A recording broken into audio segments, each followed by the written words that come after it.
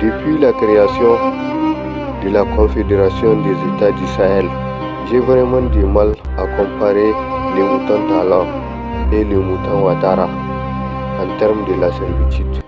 Et c'est justement à cause de ces dilemmes que j'ai toujours crié haut et fort que certains moutons peuvent aller jusqu'en enfer pour satisfaire les caprices de l'Europe otanienne. Même si l'escapade nocturne de ces moutons sénégalais nous a appris depuis des décennies que les enfants d'Afrique ont toujours corrompu leur cœur et leur esprit pour le néocolonialisme occidental. Et finalement, ils sont tous morts et l'Afrique est toujours debout et insoumise. Même si le Sénégal, le Bénin, la Côte d'Ivoire, la Guinée sont toujours perchés pernicieusement avec la France et les États-Unis pour rétablir l'ancien ordre mondial.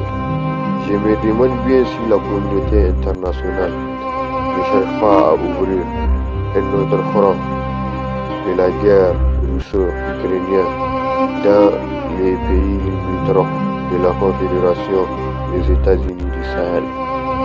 Après tout, il n'y a qu'à regarder la carrière de l'OTAN pour comprendre qu'elle n'est ni plus ni moins qu'une organisation de galvanisation du capitalisme européen et américain.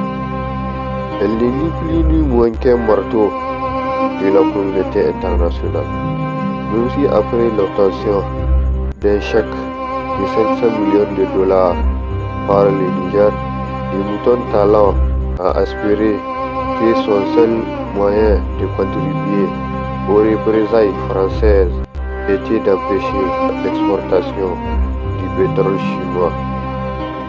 Même si le mouton Tala a tendance à oublier qu'il a été élu pour seconder l'ancien empire du Dahomey et que l'emblème du royaume perdu du Dahomey est un appel de résistance pour toutes les générations à venir. Et je me suis toujours demandé si les moutons Tala et Ouattara ont lu toute la Constitution parce qu'ils ont tendance à s'amuser et à jouer aux prostituées pour les caprices français.